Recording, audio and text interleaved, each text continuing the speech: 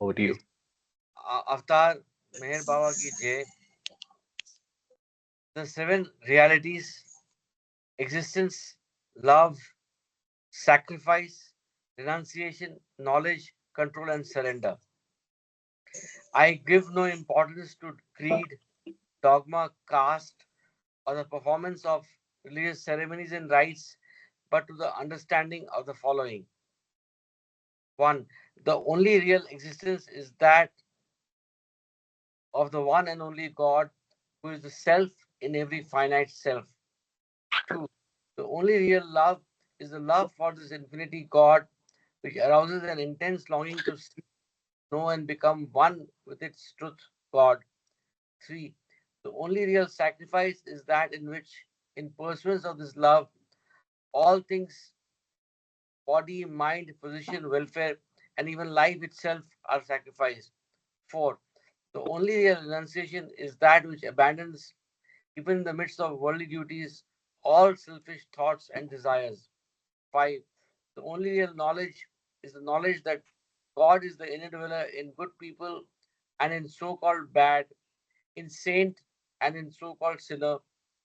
This knowledge requires you to help all equally as circumstances demand without expectation of reward. When compelled to take part in a dispute, to act without the slightest trace of enmity or hatred, to try to make others happy with brotherly or sisterly feeling for each one, and to harm no one in thought, word, or deed, not even those who harm you. 6. The only real control is the discipline of the senses to abstain from indulgence in low desires, which alone ensures absolute purity of character. 7. The only real surrender is that in which poise is undisturbed by any adverse circumstance, and the individual, amidst every kind of hardship, is resigned with perfect calm to the will of God, given by Meher Baba in 1952. I just want to add a fun fact. In 2017, Dr. Kama gave me a book in Jabalpur that is basically Meher Baba ki Anmol Vachan. So it's got all these, messages of Baba in Hindi as well. Anybody who is looking forward for a Hindi translation or wants to spread this good word to people who can read Hindi, I'll more than willing to share this. Very interesting. Thank you very much, Ashok ji. So before we start, I just another thank you to Kama for helping me and connecting me and giving me background, and Sanjay ji as well for uh, the Roorkee and Dehradun centers. So I got rained in Dehradun the day we were coming back, and I tried to visit the center. I visited all three places. They are not easy to find, and I was doing it by myself. So we had quite a bit of a struggle, given that it was also a rainy day. But one of the local contacts was very helpful, and then he helped us on the phone to find these places. I had a great time. Thanks for the connects. Kama is the directory, gives all the connections, and you as well, Sanjay ji, for sharing those details. I shared the latest number as well with you. So that's my side. I can And I just think, Karthik, can I? yeah, yeah, yeah. Since you said that these places are difficult to find, and if you have it on the Google map, share it with others if possible. So that's the problem. So the ones that they have put out on Google Maps are not absolutely accurate. That's Oh, part of the problem. Yeah, okay, okay.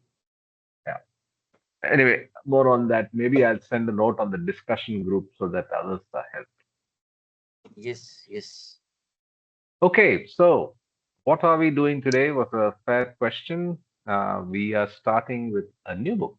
So when we start a new book, we actually go and read about it on the website. So let's do that very, very quickly. Um,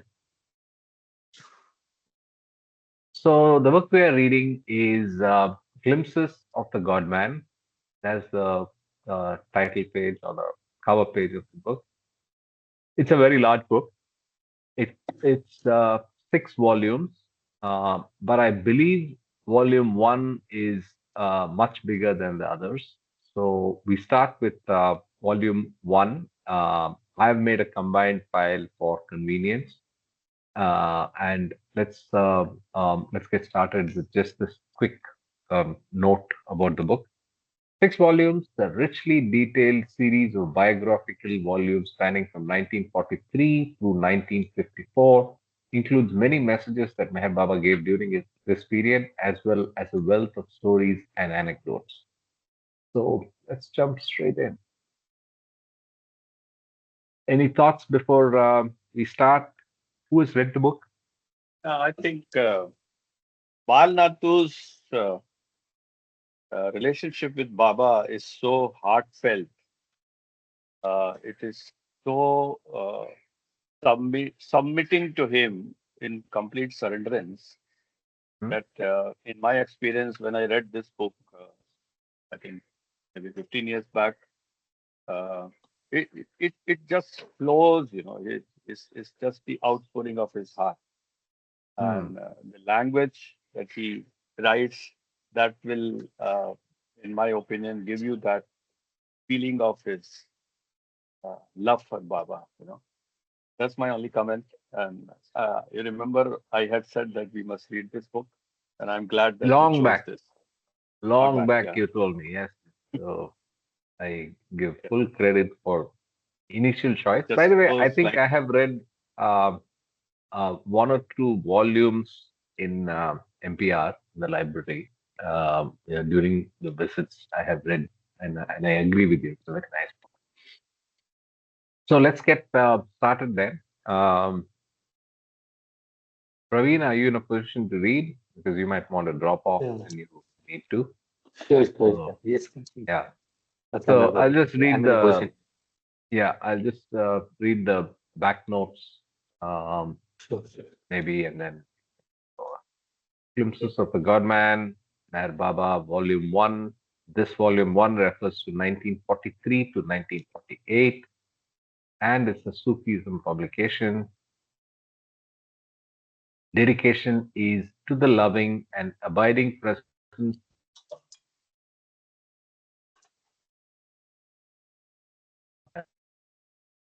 introduction, replace all the three of which we'll quickly go through. Acknowledgements. I gratefully acknowledge with thanks permission to publish material given to me by Adike Irani, the Universal Spiritual League in America, Incorporated, Sufism Reoriented, Incorporated, Phyllis Frederick for the Awakener, also Kitty Devi and Diria De Leon, and Meher House, Australia. I would be failing in my duty if I did not mention those who so lovingly helped me in bringing out this book. I'm very grateful to Erach Jesawala, one of Meher Baba's closest disciples, who spared time to read the drafts of my articles. He directed me in my writing and suggested important corrections. I also wish to thank my dear friend UG Parkhe, who untiringly did all the typing and kept up my enthusiasm in completing the book. Adike Irani, Meher Baba's secretary and disciple, was a great help to me at almost all the meetings with Meher Baba recorded then, herein. He also permitted me to go through the files in the record room, and he graciously consented to write the introduction. I'm grateful to him for his timely help.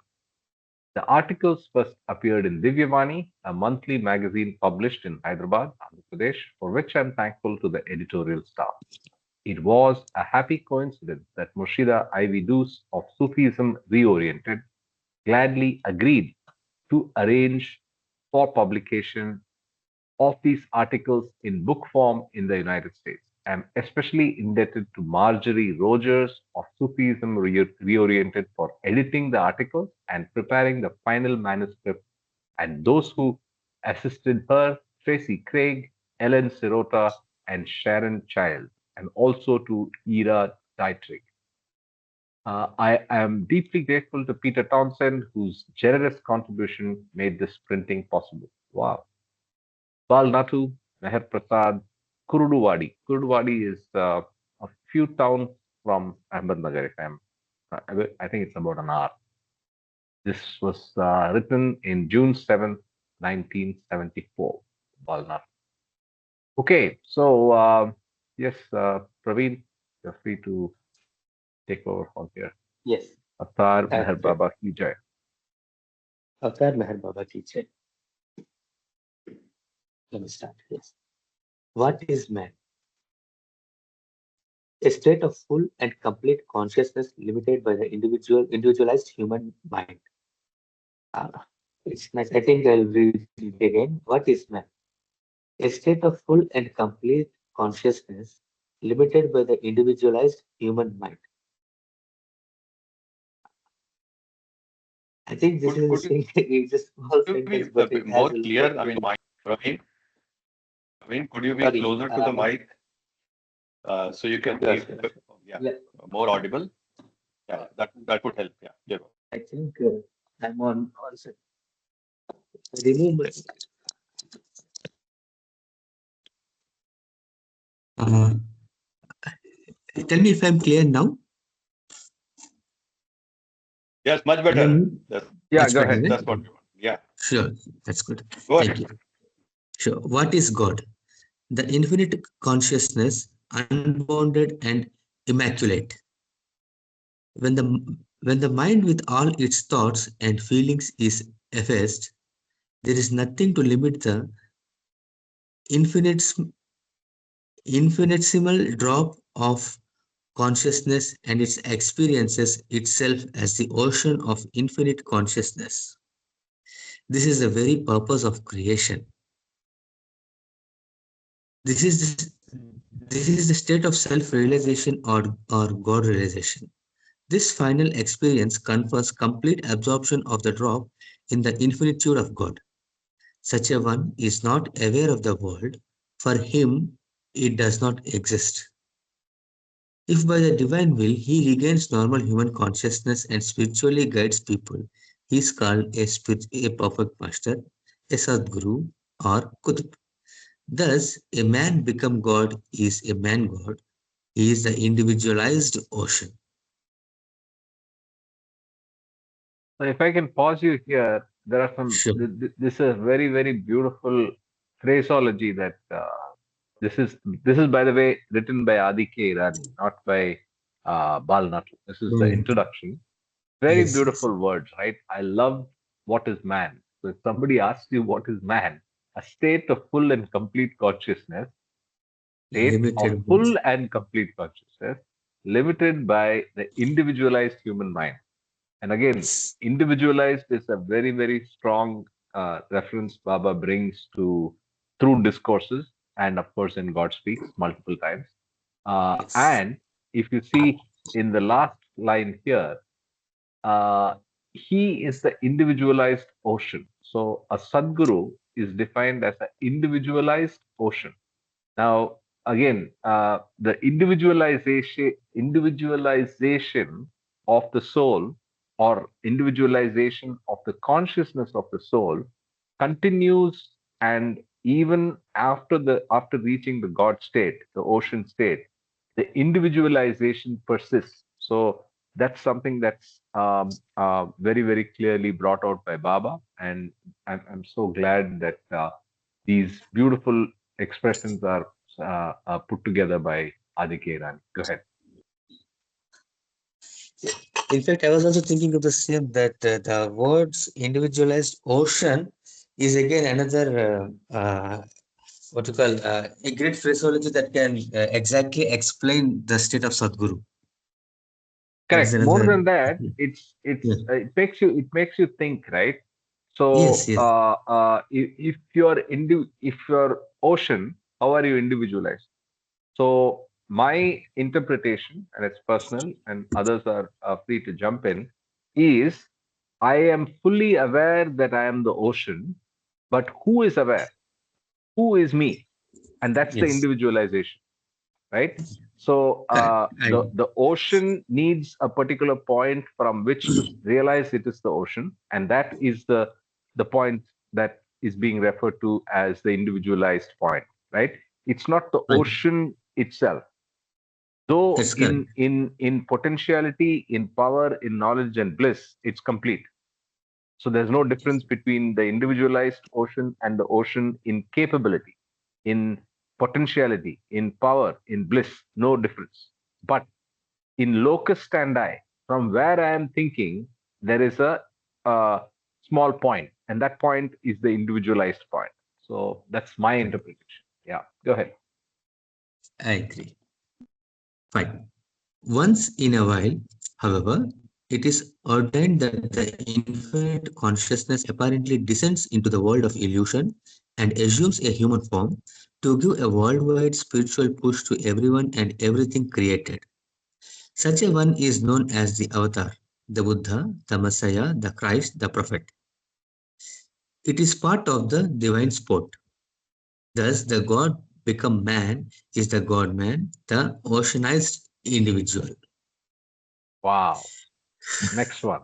Man, God, Oceanized and God. individual.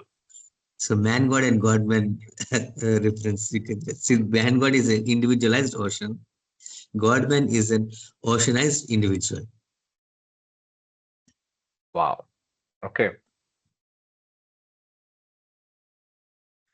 Such a recurring advent of God is as ancient as creation itself. So he is called the Ancient One. He comes amidst mankind to set a noble example of divine life and to reaffirm the faith of man in himself as the potential infinite divine existence. The sport consists the sport consists in realizing this truth consciously.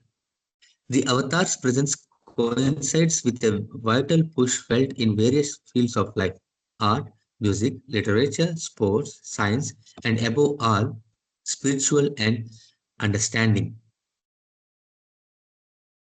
In different advents, the man form changes, but the formless God as the ancient one remains unchanged. In every cycle, the declaration of his divinity is in conformity with the need of the time, and his special messages revitalize spiritual precepts. In the present cycle, Meher Baba has verily proclaimed, I am the ancient one, the one residing in every heart. I was Rama, I was Krishna, I was this one, I was that one, and now I am Meher Baba. And in one of his messages, he had specifically stated, I belong to no religion. Every religion belongs to me. My own personal religion is my being the ancient infinite one, and the religion I teach to you all is the love for God. I am the divine beloved. Therefore, love others, make others happy, serve others even at the discomfort to yourself. This is to love me. Marwan Shariaji Irani, endearingly called by his followers Meher Baba, was born of Zoroastrian parents on February 25th, 1894 in Pune, Maharashtra, India. While he was studying at Deccan College in Pune in May 1913, an old woman, a centenarian named Hazrat Babajan, beckoned to him. Like iron to a magnet, Marwan was drawn to her. She gazed intently into his eyes, lovingly embraced him, and kissed him on his forehead between the eyebrows. What an incredible meeting! This contact made Marwan experience thrills of indescribable bliss for a period of 9 months and marked the end of his college studies. In January 1914, Hazrat Babajan, who was one of the Prophet Masters, made Marwan realize the infinite bliss of God realization. It was the state of Nirvikalpa Samadhi. In December 1915, Marwan felt impelled to visit Sai Baba, another Prophet Master, at Shirdi, 53 miles from Ahmednagar. He prostrated himself at Sai Baba's feet, and as he got up, Sai Baba looked straight into his eyes and exclaimed, Parvardigar, God the Sustainer. Then Marwan was inwardly drawn to visit a small nearby temple where the Sadguru Upasani Maharaj lived. Seeing Marwan at the door, Maharaj flung a small piece of stone at him and it hit him exactly on the spot which Hazrat Babajan has kissed. This was the first stroke of knowledge that helped Mawan to gain creation consciousness in addition to God consciousness, which was Nirvikalpa Samadhi. Later, Meher Baba conveyed. Come Babajan gave me divine bliss. Sai Baba gave me divine power. Maharaj gave me divine knowledge. During succeeding years, Mavan continued to visit Maharaj frequently. Maharaj had moved to Sakori, 3 miles from Shirdi. From July to December 1921, he stayed with Maharaj continuously for 6 months. At the end of this period, Maharaj completely unveiled to Mavan his role and status as the Ancient One. Once with folded hands, Maharaj said to him, Marwan, you are the avatar. Marwan's avataric activities commenced in January 2022, and out of deep reverence, the first group of disciples who gathered around him began to call him Meher Baba, the compassionate father. The late Syed Sahib, an old disciple of Marwan, was the first to call him Meher Baba. Avatar Meher Baba's life had so many phases, internal and external, which kept him engaged in the inner spiritual work of awakening. Here I mention a few of them in their partial outward expression. In the mid 20s, he opened a school in the ashram at Mehrabad near Ahmednagar, but the curriculum and the ways in which it was conducted were inimitable. He also set up a free hospital which afforded a training ground for his disciples to render selfless service. In the early 40s, he distributed with his own hands food grains and cloth to thousands of needy villagers, but his identity was not disclosed. He washed the feet of lepers and bowed his head on their feet. He once conveyed, these are beautiful birds in ugly cages. Apart from such philanthropic works, Meher Baba's main concern was to awaken the heart of mankind. So at times, he toured parts of India to give darshan to the thousands of his followers who craved for his physical presence. He also visited the West, particularly England, the United States, and Australia 13 times between 1931 and 1958 to meet his dear disciples and devotees. All these activities were inter, inter, interspersed with long periods of seclusion and partial fasts. And it was amazing to see him attending to all these programs even though he had commenced observing silence on July 10, 1925. His silence continued until he dropped his body on January 31st, 1969. From 1927 to 1954, he used an alphabet board to convey messages and discourses, but from October 7, 1954, he discarded it and used only gestures and movements of his hands and fingers to express his thoughts. How, in spite of his silence, he managed to cope with the enormous scope of his external work. Correspondence, interviews, darshan, and sahwas programs, etc., was a day-to-day wonder. He once stated, if my silence cannot speak, of what avail are words? Things that are real are given and received in silence. Avtar Meher Baba's work with the God intoxicated souls needs special mention. It is an unprecedented phase of his advent. Meher Baba referred to these souls as musts, the men of God. In their intense love for God, these persons were so absorbed in their ecstatic state of consciousness that they had no thoughts for physical needs and comforts. They were found in secluded places and in crowded cities alike. Meher Baba visited all sites and places in the nooks and corners of India to contact them.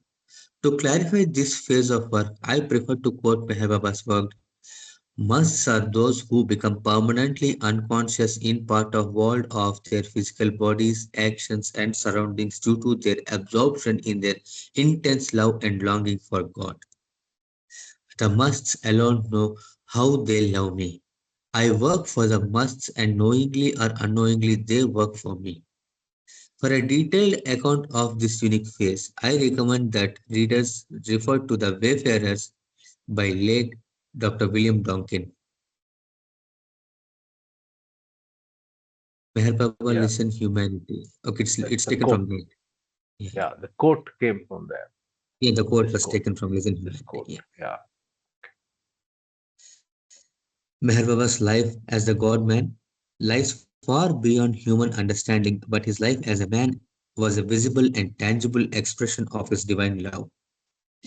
His relationship, his relationships with the animals and birds were with the same love that he bestowed upon his followers. In the early days, he visited theaters and he especially fond of music and singing programs. He He liked to play games, especially cricket. He also played marbles and fond of flying kites. Above all, his sense of humor was superb, and that helped all who met him to experience his closeness and humanity. He was a perfect person. His messages, which reflect his deep love for humanity, drew to him a following in all parts of the world, people from different religions and nationalities. All his messages could be summed up as a universal message of love. Bal Natu was in Meher Baba's contact for 25 years and had opportunities to stay with him for long periods at Pune and Maharaj's, Meher Baba's residence near Ahmednagar. In this book, he has tried to present glimpses of Godman from the year he heard about Meher Baba 1943. I am sure seekers of God in general and those who are devoted to Baba in particular, will happily share with him the sport of ancient one, Meher Baba, Jai Baba. Written by Adi Kirani. Okay, so the sport is again a reference to Leela, right? Sport of the Yes, correct. ancient one. Yes, yes. Anyway, Refers we'll to rotate the reading as well. So who wants to go next? Uh, it's a briefest. Yeah. yeah, who wants to go next? Anybody? Ravi, you're in a position to read. Yeah, I can read. Anyway, Bob, Okay. what book are we reading? Okay, it's Glimpses of the God Man by Bal Natu, 6 volumes. Oh, So we are okay, starting okay. with the Yeah, first yeah, one. yeah, yeah, Yeah, yeah. yeah, yeah. Great, All wonderful. right. Yeah. We are reading the preface now. Preface is written by Bal Natu himself. We just finished the introduction, which was Adi Keran. Great. Yeah. Jai Baba, Avatar Meher Baba ki Jai. It was summer 1957 when Avatar Meher Baba directly instructed me to take down notes of the two meetings held in his presence. When in the early 60s he permitted his followers in India to see him at Pune, he allotted me the special duty of noting down the explanations that he might feel pleased to give on different spiritual subjects.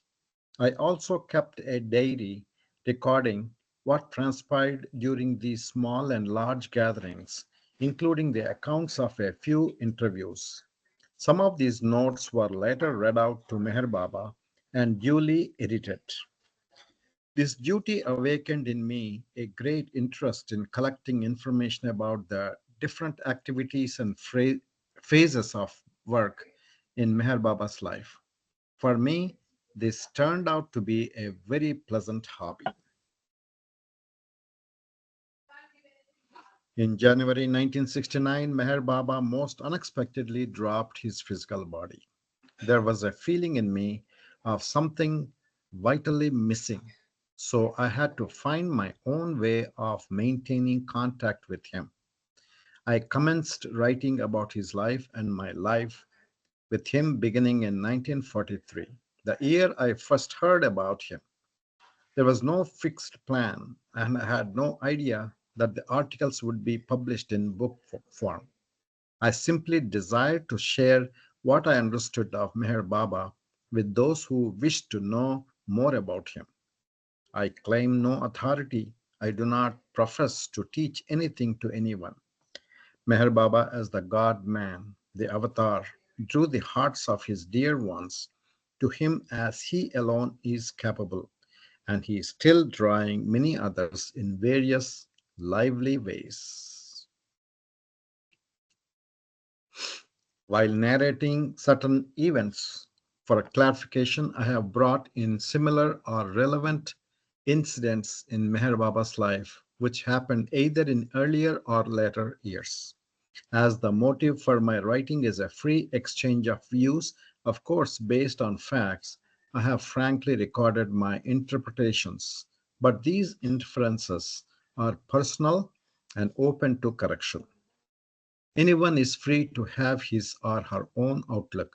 What Meher Baba expects of everyone is purity of heart and honesty in life. What Meher Baba is, everyone has to find out for himself. He, however, categorically declared, I am the avatar, the God man. Instead of saying anything about his avatarhood here, I prefer to quote what he said about himself and the reactions of those who heard or read about such a claim by him. In one message, Meher Baba clearly stated the following: when I say I am the avatar, there are a few who feel happy, some who feel shocked, and many who, hearing me claim this, would take me for a hypocrite, a fraud, a supreme egoist, or just mad.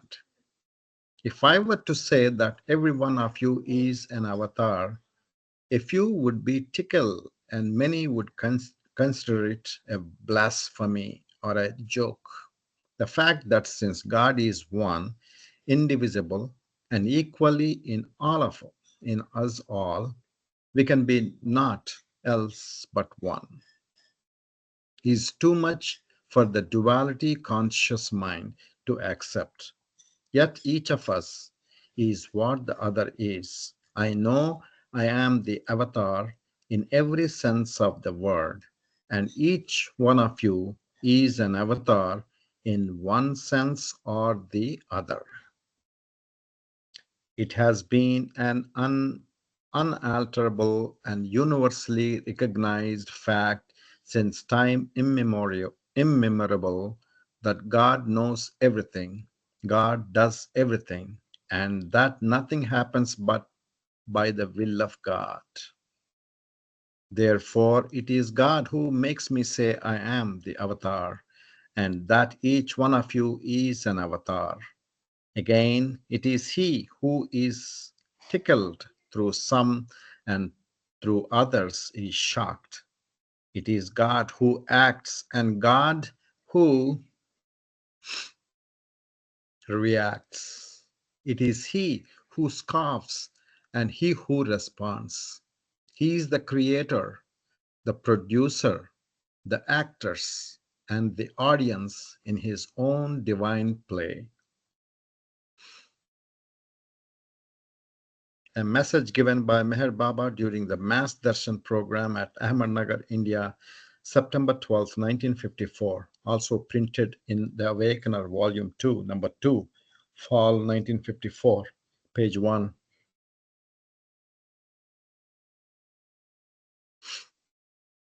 In the light of above message, I may be allowed to say that the writing of glimpses and the responses of the readers will form a part of the divine play of God.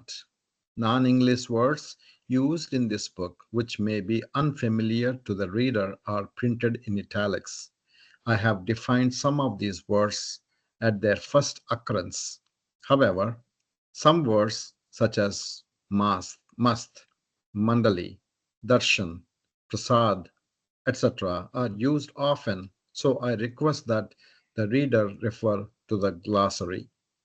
Words fail to express my gratitude for the unconditional compassion and love of Avatar Meher Baba. So I prefer my humble salutations to him with the request that he accept this book as a token of my little love for him.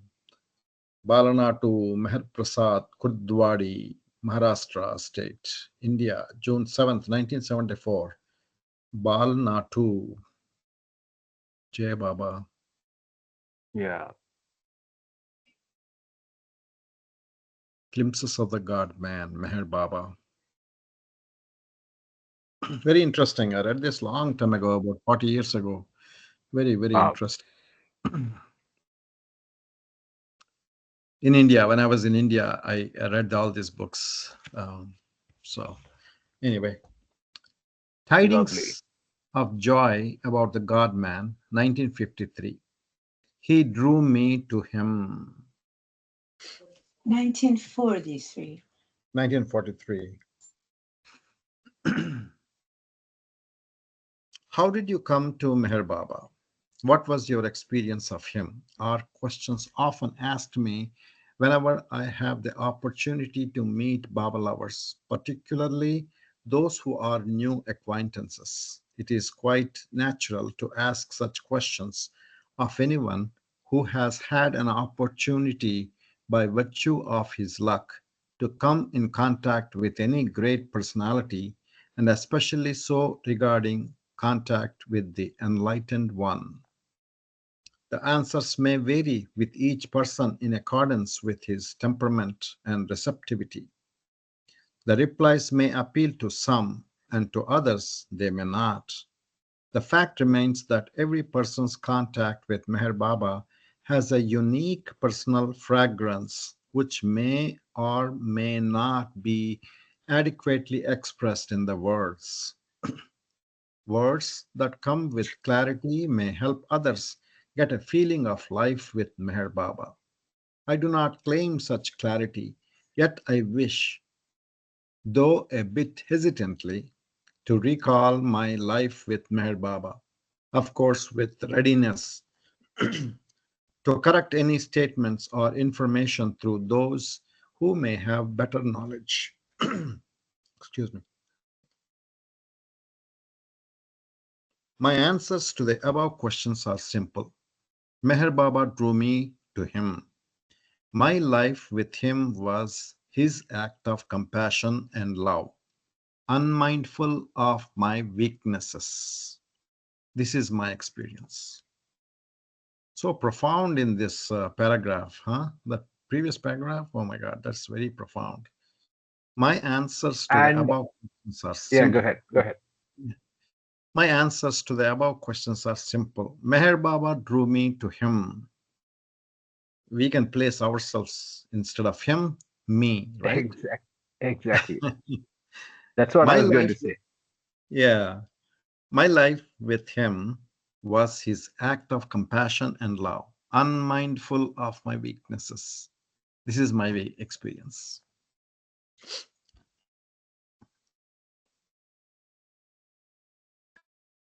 Very often I feel, why did Baba pick me? I have so many problems with with myself. Am I really eligible for Baba Avatar when he came here to, for me to be able to love him? I don't know. Not sure. Well, anyway, he picked, so why not take the advantage of it? Yep. Why should I suffer so severely? Before I relate the incident that drew me close into Meher Baba's personal contact, I would like to mention briefly my earlier life in which his invisible hands and heart were at work. When I was 18 years old and studying in college, I felt deeply impressed by the ethical and philosophical greatness of Hindu culture. The days I spent in the company of Dr. Hedgewar, the founder of the Rashtriya Hedgewar. Science Hedgewar. Yeah. Hed, It's pronounced Hedgewar. Hedgewar. Yeah, I think That's Hegde Bar. Hegde Bar. Hegde, Hedgewar. Yeah, Hedgewar. Yeah. Hedgewar. the founder of the Rashtriya Swayamsevak Sangh, a cultural movement of the Hindus in India, were highly influential in shaping my daily life in the light of an ideal enshrined in my heart. I joined a band of selfless and honest workers and participated in the work of organization, the Hindu Society, in order to earn a noble and honorable living such as was intended in the better days of old. All was going well when, due to overwork and excessive cycling, I had a heavy hemorrhage from the lungs. In spite of medical care, the illness took a serious turn, and it was declared that I had tuberculosis in the third stage. I became so weak that for months I could not even move sideways in bed. Why should I suffer so severely? I asked myself. Is there God? And if He is He just? I was thoroughly disturbed by the conflicts and contradictions within me and around me.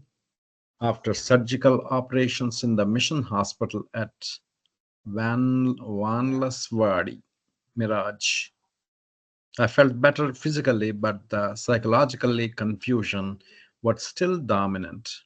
To add fuel to the fire, and as a bolt from the blue, my father died unexpectedly. And with this, the dreams of my youth for material prosperity and social service abruptly ended. Decision to seek Bindo.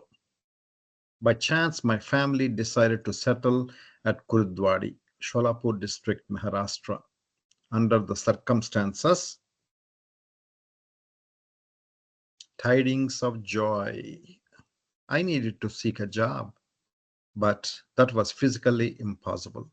Confinement at home compelled me to think seriously and furiously about life, God, and His wonderful creation. I was drawn to the literature of saints and Sadgurus of Maharashtra, Tukaram, Ramdas, Dhyaneswar, Eknath, and others. This reading consoled me to some extent. I was also very much impressed by the teachings of Ramakrishna Paramahamsa. His simple verse, expressing a depth of meaning, brought tears to my eyes. But my uppermost thought was, all these masters have dropped their bodies. I must meet someone in person who has realized the truth. What to find such a one? During this period, I heard and read about Sri Aurobindo of Pondicherry and later about Bhagavan Raman Maharshi of Arunachalam. They were living personalities. The life of Sri Aurobindo was a source of great inspiration to me. His life, and particularly the vision he had in jail about Lord Krishna, touched my heart. I was so drawn to him that I nearly decided to visit Pondicherry to request him to accept me as one of his followers. But the place was far away towards the southeast coast, 1,000 kilometers distance. I used to meditate on Sri Aurobindo's picture and even celebrated his birthday all alone in a field on the 15th of August. Perhaps as a result of this meditation, I felt that in a dream I saw Aurobindo standing on a hill, but the significance of it was revealed to me later when I met Meher Baba at Meherabad. A miracle. It was March 1943. Meher Baba agreed to visit Sholapur and Barsi on the 10th and 11th of March. People were permitted to meet him in silence and to offer their respects. The news of his arrival appeared in the newspapers, and this aroused a very old memory in me. As a teenager, I was traveling with my father in a second class compartment on a mail train from Jhansi to Bombay. Meher Baba coincidentally got into the same compartment with a few of his disciples at Diolali or perhaps Nasik Road. I was deeply moved by his personality, but I did not know who he was. Then who he was. Then who he was. Yeah, then who he was.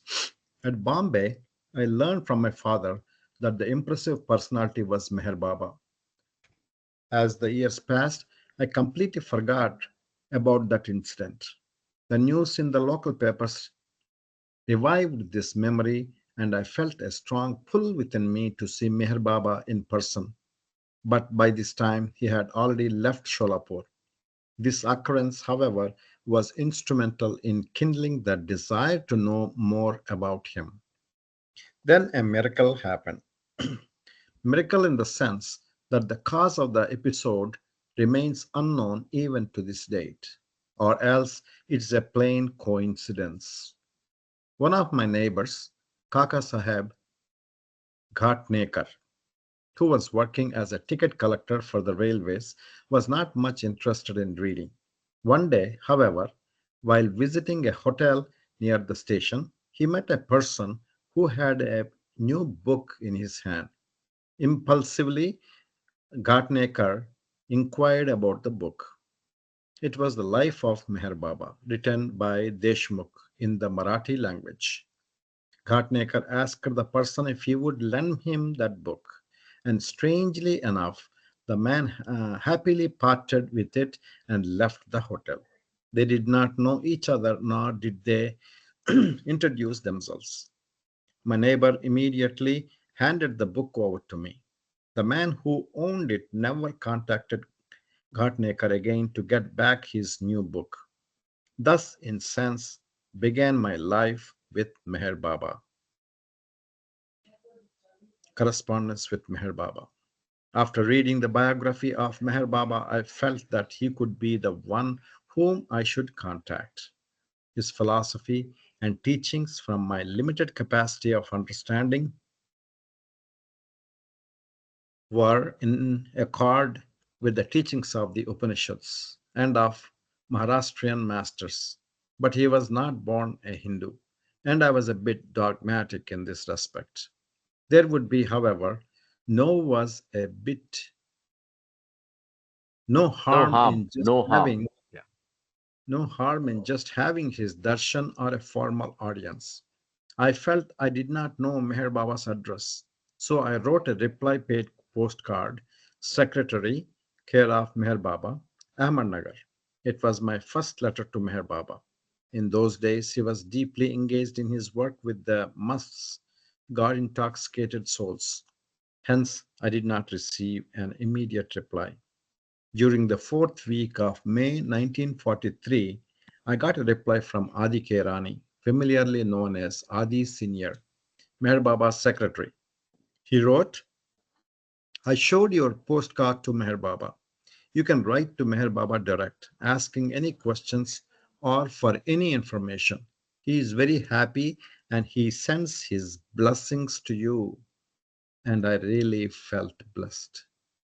I thought, what should I write to him? Am I qualified to put questions to him? In sending the reply to Meher Baba, I wrote that I knew nothing of God and the spiritual path. Thus, instead of asking him questions, I wholeheartedly wished to learn the alphabet of spirituality at his holy feet. Meher Baba appreciated my reply, but concerning the request to see him in person, he instructed me to communicate with him by the end of June 1943. I did not miss writing to him as he instructed. Conditions of implicit obedience. In August 1943, I received a letter from Adi Irani giving me the information that a congregation of Baba lovers was expected to be held at Mehrabad in January 1944. He further wrote, those who will be called to attend the congregation will have already agreed to obey all instructions of Baba. Should you feel inclined to obey implicitly, please let me know earlier so that I may put you up as an aspirant to be supplied with the necessary circulars. Baba sends his blessings. I felt a bit puzzled as I read this letter. Instead of just meeting him, I was to be invited for a stay with him at Mehrabad. This was more than encouraging, but the condition of obedience to him had to be seriously considered. After much thought, a reply was sent by me as follows: Baba, I have not yet met you personally. I do not know much about your teachings. I do not have any idea about the nature of the obedience expected of me. So, however much I wish to see you and be with you, will it be proper to reply, I will implicitly obey you? I need your guidance to be honest to my conscience. Please help me inwardly to arrive at the right decision. During the previous few months, I had become acquainted with the late R.K. Gadekar, one of Meher Baba's dear disciples, who lived at Sholapur, about 80 kilometers from my place. I used to visit him to learn more about Meher Baba. A few days after posting the above letter, I went to Sholapur. I showed Gadekar the letter received from Adi Senior and told him the contents of my reply to Baba. He explained to me how my reply to him was wrong. I should instead have willingly agreed to obey Meher Baba. He added, whatever the master orders is invariably for the highest good. He told me that I was all the more fortunate, for Baba had given me the opportunity of obeying him before meeting him in person. So on that very day, I conveyed post haste, post haste to Baba my readiness to obey him implicitly. The next day, when I reached my home, a letter from Adi Senior awaited me. It read, Baba is pleased with your sincerity, frankness, and purposeful decision which you strive to arrive at in obeying him. Baba tells you not to worry about the decision now. He sends his love and blessings. But I did not receive any reply to the letter sent from Sholapur. From this incident, I learned that in my life with Meher Baba, I should take whatever decision I honestly felt. Baba preferred one's honest efforts irrespective of the decision itself. A regular correspondence continued, and I used to receive replies to particularly, practically all of my letters. I was not a poet then, nor am I now, but somehow I used to compose some lines on Baba's divinity and mail them to him. He would convey that he liked them. What an unconditional love! Regarding seeing him, I was asked to wait until the opportune moment. In one of the letters, it was stated, Baba says that he knows your heart. Baba knows your feeling full well. I wonder how it could be, and if so, what could that feeling be? Thus passed the year 1943, the year that brought me to the tidings of joy about the God man. The task for spiritual workers.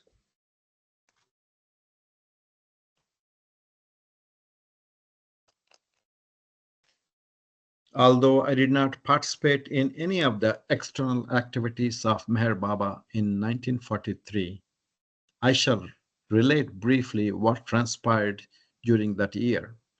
This account is based on information that I gathered later from circulars and books and from those living near him. It is an attempt to give an idea about about few phases of Meher Baba's life. During January 1943, Baba stayed mostly at Mehrabad. According to the Zoroastrian calendar, February 14th was his birthday. On that day, 7 congregations were held at different places: Bombay, Pune, Madras, Nagpur, Sholapur, and Lahore, now in Pakistan. A representative appointed by Baba read out a special message previously dictated by him. This message, with the caption, "The Task for Spiritual Workers," explained the nature of the work expected of his disciples and devotees. It also included some practical hints. I take the liberty of quoting only one paragraph and request my readers to refer to the entire message in the book Messages of Meher Baba Delivered in the East and West. In the message, Meher Baba stated, "As spiritual workers, you have also to remember that the spiritual wisdom which you desire to convey to others is already latently present in them, and that you have only to be instrumental in unveiling that spiritual wisdom. Spiritual progress is not a process of accumulating from without, it is a process of unfoldment from within." By the time these meetings at different places were over, Baba shifted his headquarters to Mahabaleshwar. Sharin Mai, Baba's dear mother, passed away on the 25th of February. In March, he visited Sholapur and Barsi at the request of his devotees. On April 1st, a circular was sent to some of his dear ones. Part of it is given below. I have finally decided that you Before should. that, we'll just read the footnote. Now Yeah, and this printed is in in Meher Baba's. discourses. Okay. Yeah.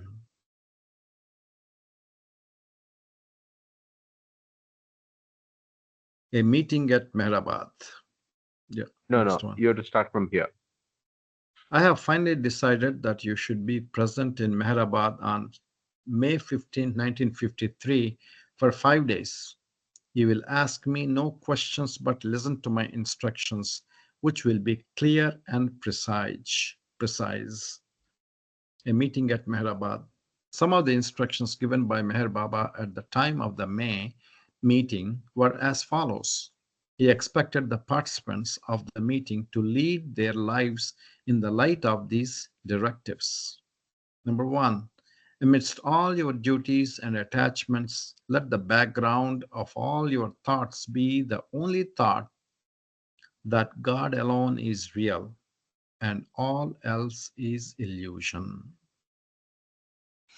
Number two, infuse into others the idea that the ultimate goal of life is to know God in his true infinite aspect.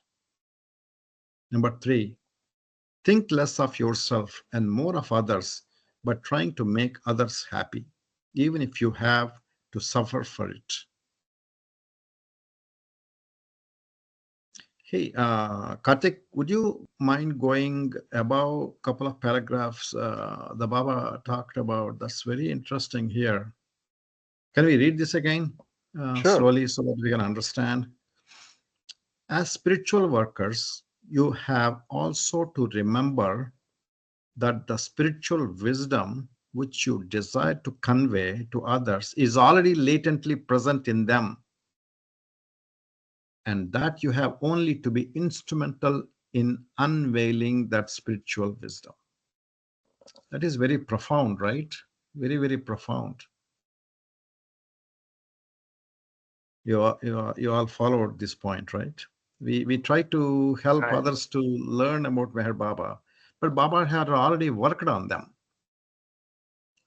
True. That's what it is. Huh? Absolutely. So indirectly, he's saying that you can provide an inspiration, and you provide an inspiration, they will follow their instincts and come to me or come towards the spiritual path, probably. Yeah. Yeah. You should consider yourself to be just an instrument, not the one Hmm. who is operating the instrument. So convey the message to best of his sincerity and express Baba's love in living that kind of life which Baba wants us to live. So that's what he expects us. Yeah. take my name to the ear of the person, and from there on is my job. That's what is Yeah, his Yeah. message. yeah. Spiritual progress is not a process of accumulating from without. It is a process of unfoldment from within. It's very profound. Yeah. Yeah, what I like to Latent make a within. comment is here, Baba says about spirituality, uh, all of this, all the wisdom already inherent Hmm. in each one of us. Hmm. But due to many human lives and accumulation of sanskaras, they are hidden within. They Hmm. are folded. When Baba says unfoldment, in any opposite of that is folded. They're folded within those sanskaras. So Baba says, don't try to teach them about spirituality, life, this, that. They already know it. It's within them. But help them out for the unfoldment of that knowledge. And of course, uh, Baba, in this process, I feel Baba helps us to do that. Otherwise, I mean, how can we help someone for their unfoldment of their knowledge? Baba helps us to be an instrument or take the right Hmm. action or right Hmm. step. Yeah. Yeah. He creates that situation.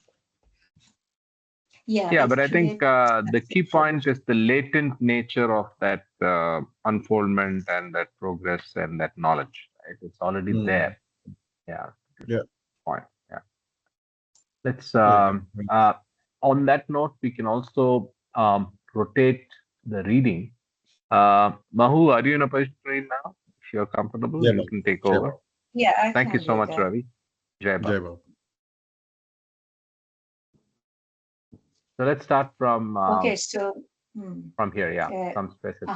but let me read the topic. What was the topic? No, that's just the chapter The heading. title. That's okay. Oh, okay, Yeah. page 31. Some specific suggestions to be carried out for the period of 1 month, beginning from May 15 to June 14, 1943, were as follows. 1. Observe strict celibacy, even if you are married. 2.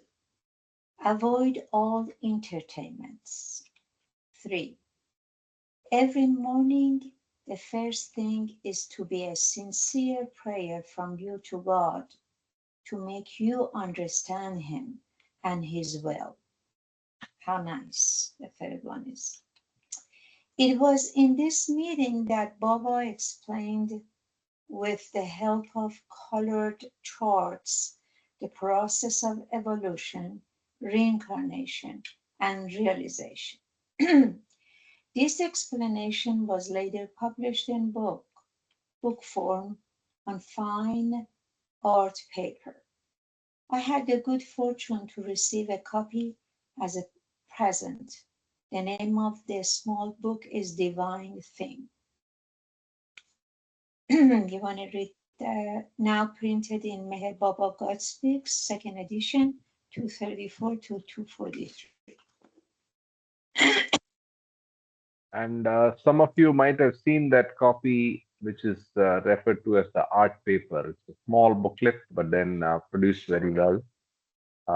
Now, of course, it's like mentioned in the book note. I mean, in the end note, rather in the page notes, that it's in Godspeed. Yeah. Okay.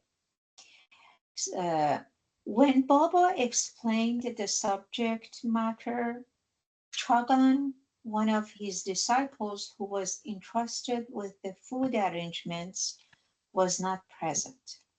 After some time, he approached Baba and expressed his unhappiness over being absent when Baba explained the divine thing.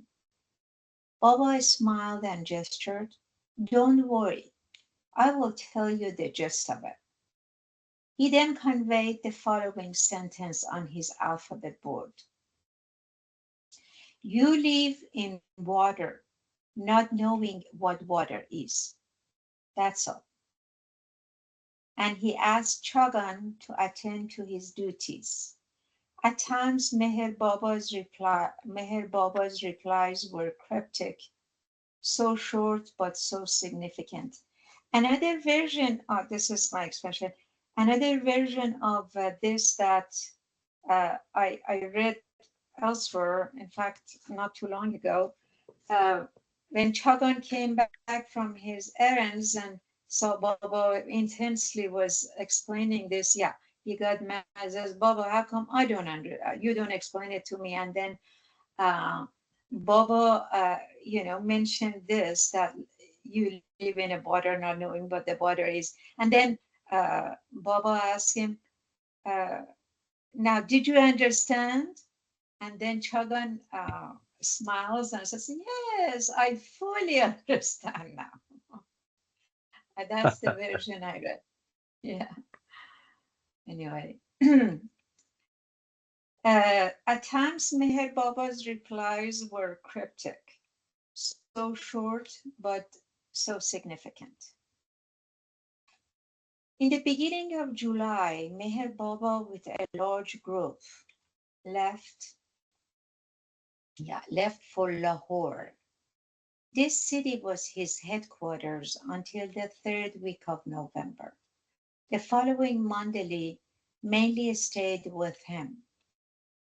Masaji, which is Baba's uncle, Gustaji, Kaka, Baidu, Vishnu, and Nilu, Dr. Nilknath, while Chanji, Dr. Duncan, and Erich would visit Baba regarding work. Margaret Krask and Irene Billow were allowed to stay with the women Mandali. On the 1st of August, Baba called the meeting of the men Mandali, but 14 members who had attended the special meeting at Mehrabad on December 27, 1942, were not present at Lahore, so a report in the form of a circular was sent to them. The circular concluded with the following significant statement. Quote, I call upon you to be ready to die for God and live as God. And live as God. Okay, that was Baba's message. Next is the God intoxicated wayfarers. The period of 10 years beginning February 1939 has a special significance in Meher Baba's life. This is due to his contacts with the Musts, the God-intoxicated wayfarers. The year 1941 to 1947 were intensely devoted to searching out such God-intoxicated souls from the nooks and corners of India. You want to read 5 or should I continue? 5, it says, for details concerning Meher Baba's work with the Mass, refer to William Duncan's The Wayfarers. Yeah. Usually, Baidur, Kaka, and Erich accompanied Meher Baba on these hazardous massed tours. During 1941 and 1942, Baba journeyed as many as 18,000 and 15,000 miles, respectively, in search of such souls. I will mention some of the contacts made by Baba in the year 1943. In February and March, Baba stayed mainly at Mahabaleshwar. From there, he visited the southern part of India to contact God-intoxicated souls. At Gantor, he contacted Nawab Ali Shah, who used to cover his body with pieces of cloth and rags. He preferred to rest and sleep in a shop selling charcoals, so you can well imagine how clean and beautiful he might have looked. But Baba knew the inner richness of his heart and felt happy in his company. Bhikkhu Baba, a great master, was contacted at um, Polavaram. Polavaram. Yeah. This Guntur master, is the first place. The second place I referred above. Guntur is in Andhra Pradesh, and Polavaram is another place. Yeah, yeah, Polavaram. Yeah, yeah, Polavaram. the second, Polavaram. This master lived in a hut and kept piles of sand by his side. He used to shovel the sand towards himself with his hands. After some time, he would change his place and repeat the same gesture. That was his fancy. At Catalanca, Baidul met a master, Syed Kottalanka. Ahmad Ali Shah. Yeah, Yes, yeah. tell me. Catalanca, yeah. Baidul met a master, Syed Ahmad Ali Shah, who who casually disclosed to him the news of Meher Baba's presence in the city, although Baidul had not told him this. He was looked after he was looked after by a Brahmin. After contacting the mosque, Baba left with the Brahmin a small sum of 20 rupees for the purchase of a mattress and perfumes for the use of that mosque. God is equal to Meher Baba. During Meher Baba's stay at Mahabaleshwar, he sent Erech to Pune to find some mosques in the city. While there, Erich met one named Bandal Shah. This must used to carry a bundle under his arm all the time, and so he was called thus. Strangely enough, he was also known by the name Father. Erich was trying to persuade him to go to Mahabaleshwar, and so invited him to his house in Pune. He did not tell him anything about Meher Baba. While seated in the house, the master asked for a piece of paper. Erich handed over to him an exercise book. As the master opened it, by chance he found a loose block print of Meher Baba, but there was no name printed on it. The master then commenced writing endless figures with plus and minus signs on the back of the picture. This scribbling finally ended with equal to 7 equal to God. Then pointing to the picture of Meher Baba that was on the other side, he said, God is equal to Meher Baba. The rest of his talk was not relevant. Erich knew that Baba was generally averse to contacting those mosques who at the outset recognized him as Meher Baba, the God man. So this mosque was not taken to Mahabaleshwar. Later, Erich checked those numerous figures and surprisingly enough found that the final figure 7 was correctly worked out. In April, Baba visited the districts of East and West Khandesh in Maharashtra to contact some mosques. After the meeting at Mehrabad in May, Ali Shah, a most remarkable, must was brought to Mehrabad from Ahmadnagar. This was his first contact with Baba. Later on, he became one of Baba's 5 favorites. He was a perfect Jamali, which is mild-tempered, must, and had childlike simplicity. Meher Baba treated him as a first-line reserve must and kept Ali Shah near him at different periods to intensify his spiritual work. Now somebody else could read because we have Sure. 10 minutes. Yeah. Yeah. Uh, Sanjay ji or Ashok, anyone wants to read? Thank Let me you, read. Mahu. Please go ahead. Sure. In July, Meher Baba proceeded to Lahore.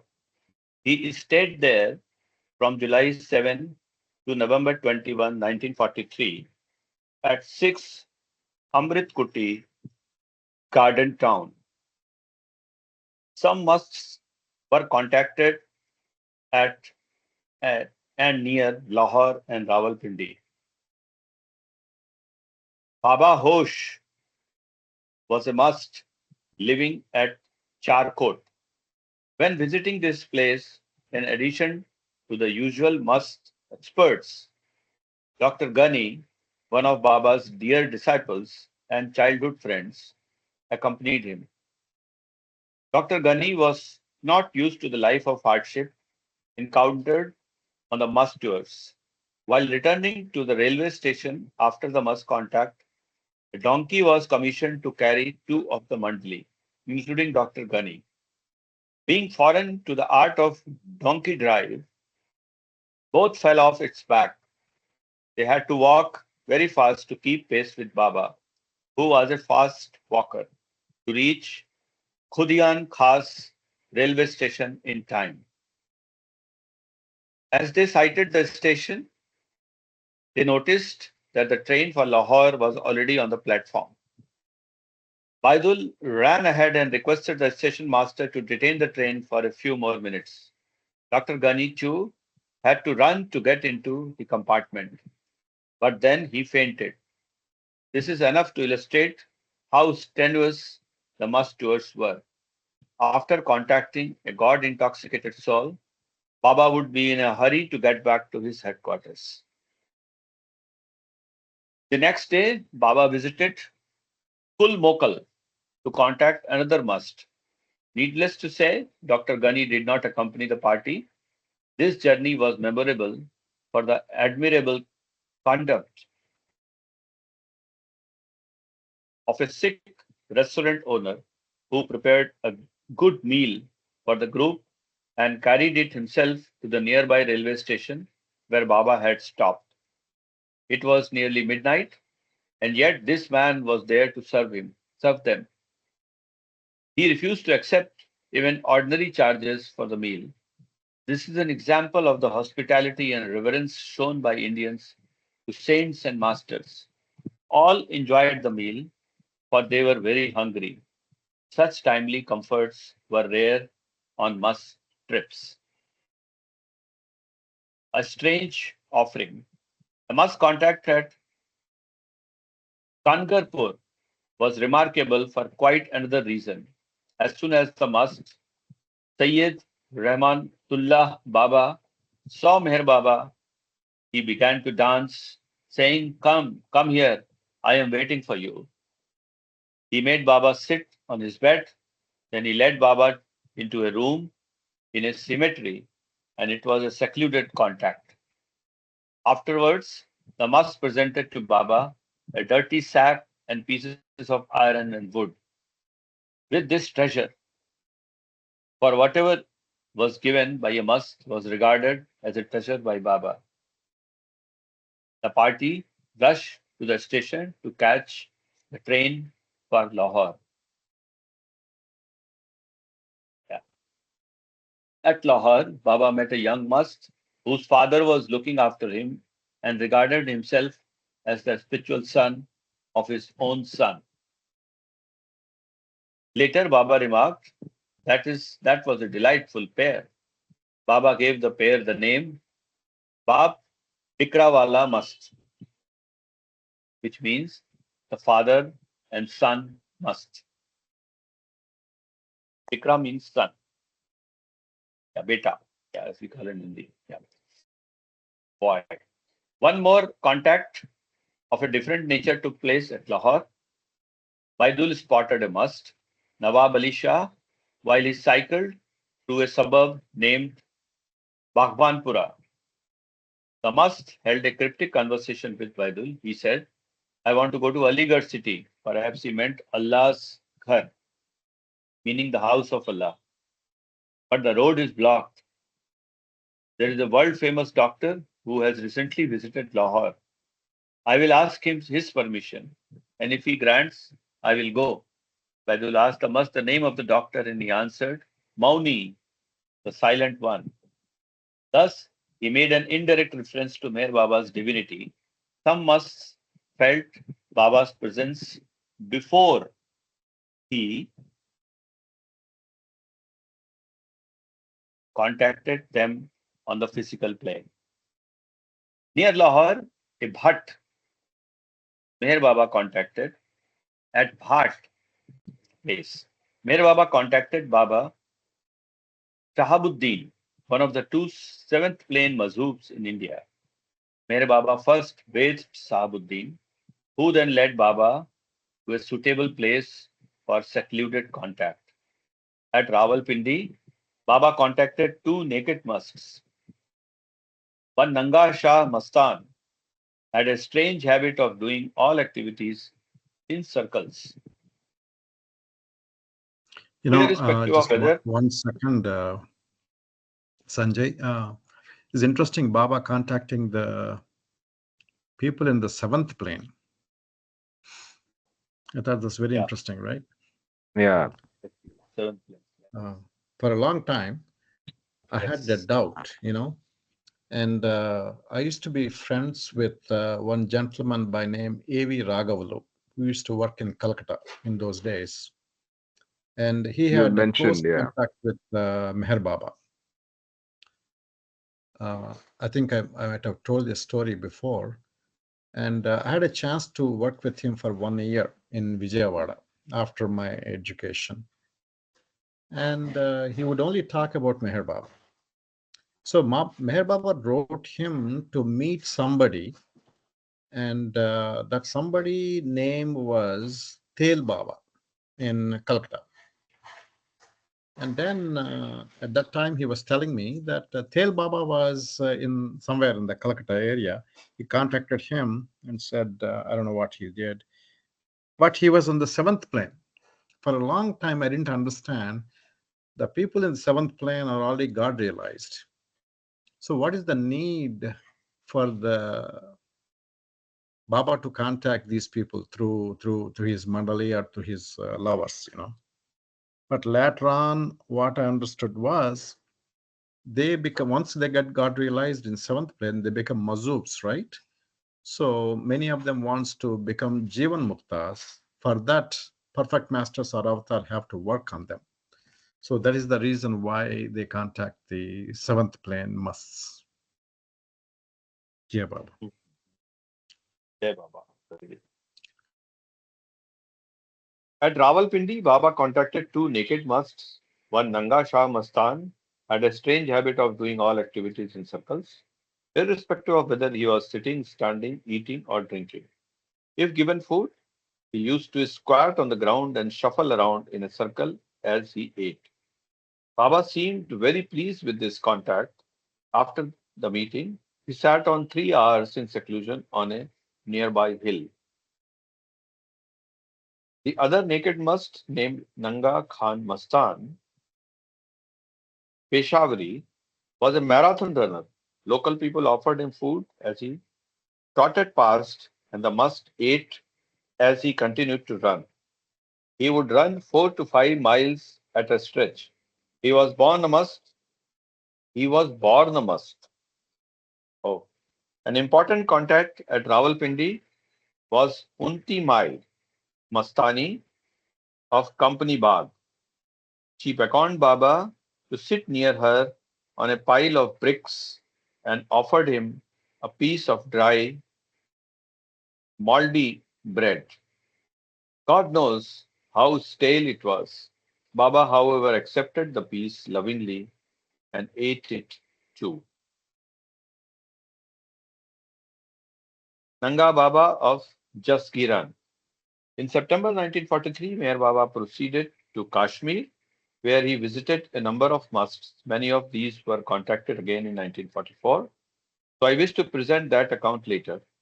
During the stay in Kashmir, Baba visited Jaskiran, situated in the hilly part to the northwest of Srinagar.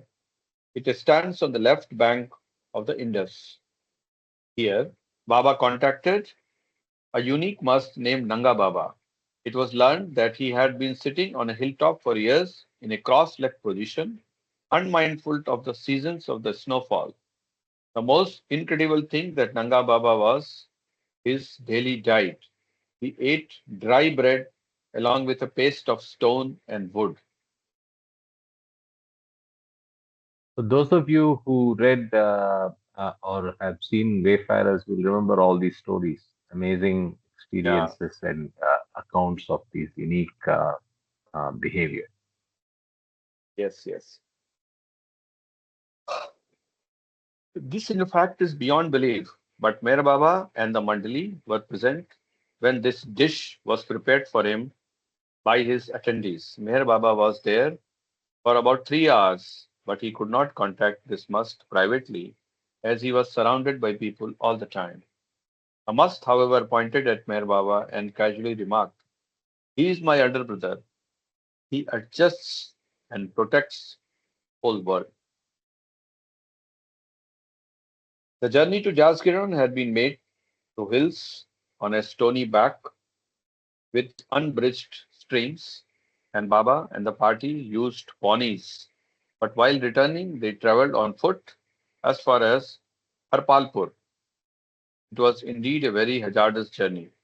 Meher Baba alone knew what sort of spiritual work he achieved through such must contacts while undergoing so much hardship. Once Baba stated that it was mutual help in the spiritual work. Want to read further or find up here? Yeah, we can wind up here and continue later. Yeah. Okay. Mark it maybe. Yeah. Yeah, I'll mark it. People fed at Calcutta and Lucknow. Hmm. Yes. So this is the place with couple of, I think 2018, they held a program. That hall is still there where these poor people were fed. The Lucknow Center had organized a program there. Yes,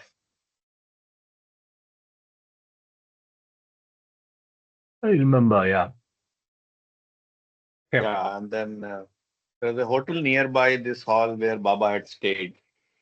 Some of the Hmm. Baba lovers, I think Gopi stayed in that room. He asked for that. So Oh, I didn't know. I got to know even a bit later. Yeah. So, oh, nice. Interesting. yeah. Okay. So that note, we'll stop the reading here and continue next week.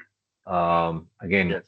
very interesting read, and I hope the Yeah. book will be as enjoyable as we go through Right. Right. 1943 period of Baba's life. Yes. Yes. You I know think the what is initial parts of the book is the intense must work.